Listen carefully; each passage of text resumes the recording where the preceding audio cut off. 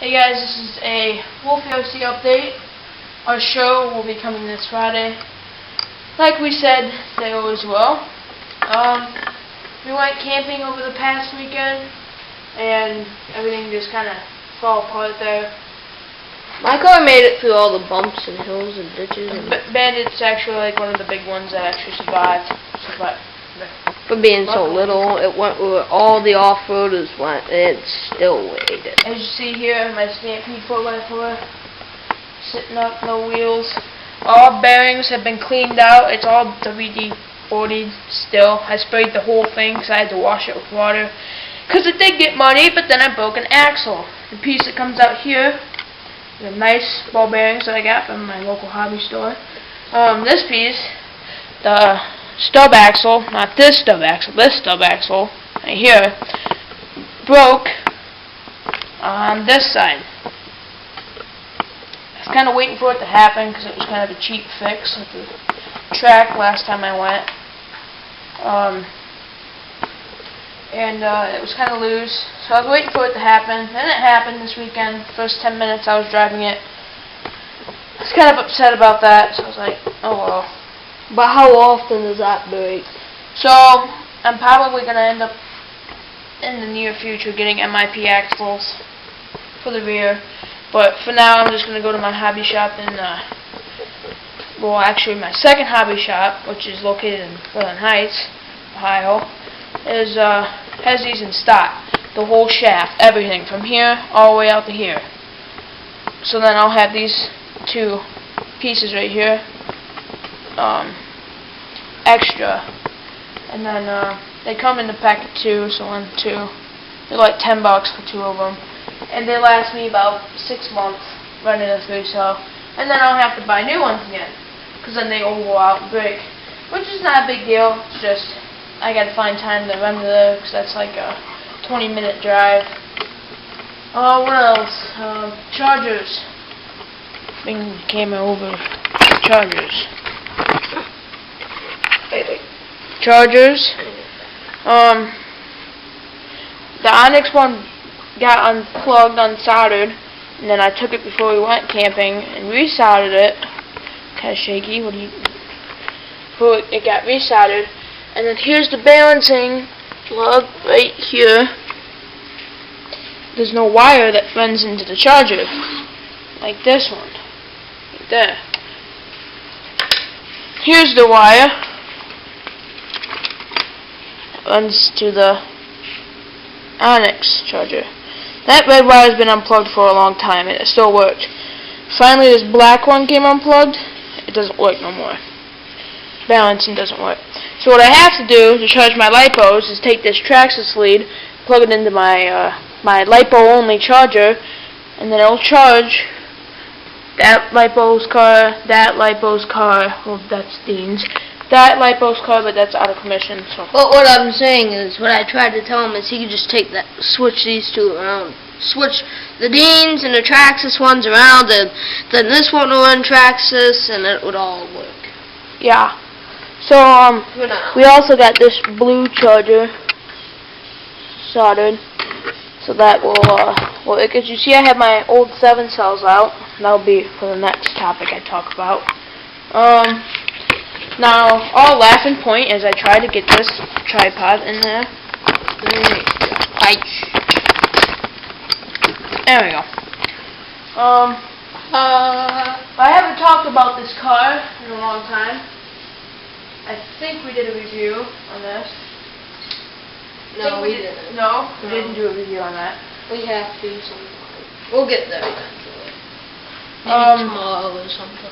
But we're gonna talk about this Truck. which we haven't talked about in a long time. Yeah, it's a big truck. Ow, just smashed my fingers.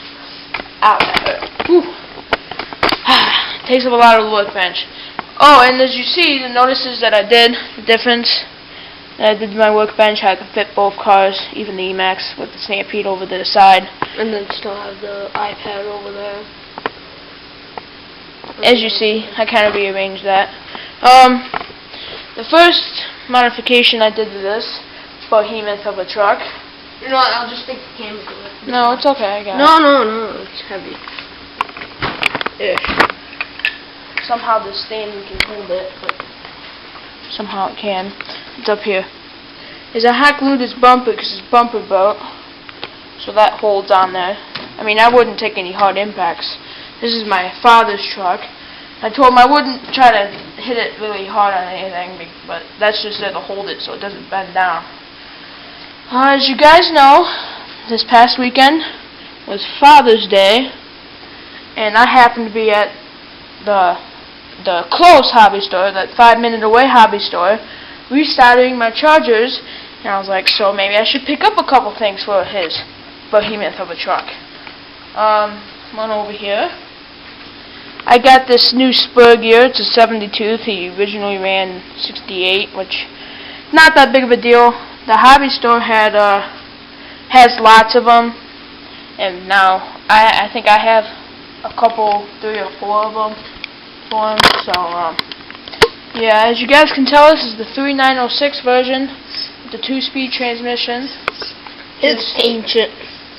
Yeah, but a lot of people, you know, I saw on YouTube, I've been doing a lot of research on this truck, because I've been working on this truck lately, like fixing the steering servo and stuff. A lot of people run this truck because it has a 2-speed transmission, and they put a brushless motor, because apparently I've heard this transmission is metal geared. Well, it has to be. These motors do make a lot of torque, a lot of power. But these are metal gears, and a lot of people get their hands on these, and they put like a cheap, easy run, big brushless motor on one of these, and then they have a 2-speed E-Max brushless. So it's kind of a good idea. I don't want to spoil the surprise, but these motors are getting old. They are this one especially is starting to lose its power, because Titans, they do that. I am looking at a motor combination. The company makes them right off the bat. Makes a set of these, and it runs with the stock ESC. They have their own motor mount. So I just wanted to see if you guys could guess and see what motors they are. Everybody runs them. They're like $90 for a motor mount, pinion gears, and the 2 motors. Comment in the video with your guess of which one. If we have anybody that comments. Yeah, I kind of want to tell you, but I kind of don't. Because I'm not 100% yet if I'm going to get him, but that's his next thing, is that I'm going to get. Okay, I will try to show you again here. He's going to take the camera out again. I don't know why he put it back in. He used to run these 2, the back here, it's just annoying. He used to run these 2 5,000 milliamp 6 cells, and I can tell that these motors are losing power because it doesn't have pop wheelies anymore. And he kind of got upset, and I kind of got a little upset because I bought him this also for Father's Day. A wheelie bar, because he doesn't want to mess up his good F250 body. Very nice red one down there. With homemade lights in it. So I said, well, I've got these 2 7 cells for my Stampede left over, and this ESC is 16.8 volt capable. So this is the new ESC, not the old one. So I said, here, why don't we use these? A lot of people ask me, well, not ask me, but a lot of people ask a lot of people, that's funny, how to get 7 cells in this 3906 E-Max. Well, what I did is the stock bar runs all the way across. That holds the 2 6 cells. Well, the problem is the 7 cells have a hump in them. Well, you just screw this half in there, cut it up, put that down. Oh, my eye's twitching. I put that down like that. Something like that. I don't even know how to do my own freaking coloration. There we go. I'm putting the pin in there like that, and that holds it down pretty well. You can flip and stuff. I mean, these are loose kind of, but it does the job. This can also work for 6 cells, so you might also want to tighten the screw down because it's not all the way down, so that will work.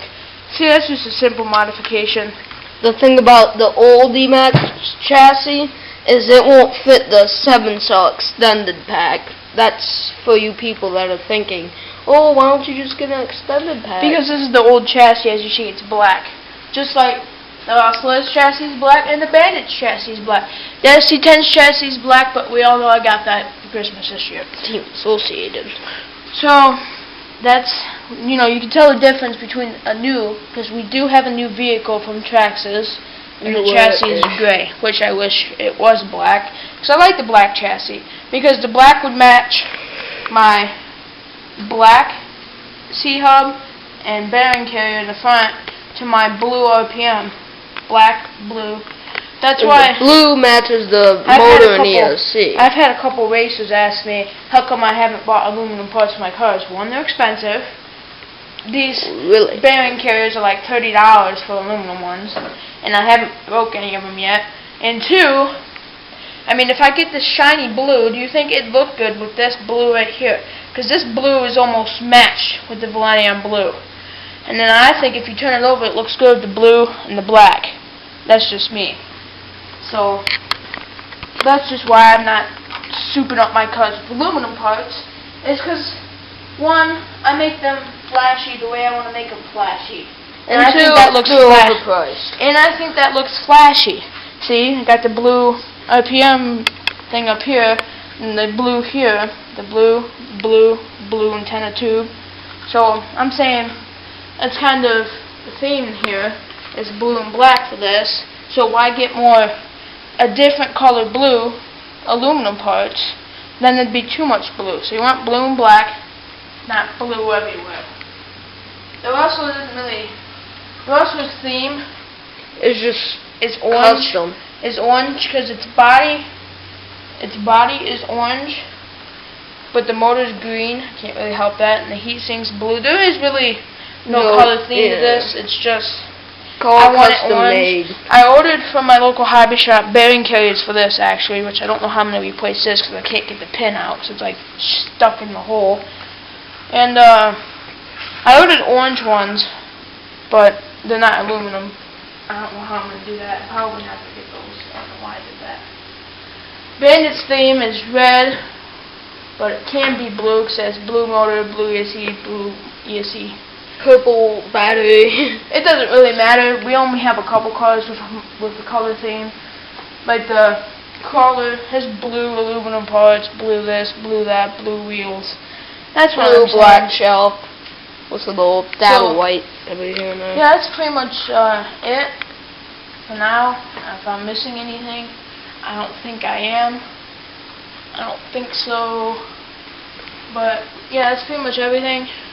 Nothing's really been happening on Big Squid RC, really. New helicopter, whoo, new bumper, new drift car. Yeah, that's not me. So, yeah, please comment, rate, subscribe here, and tell us what motor upgrade do you think we will be getting for our Emax.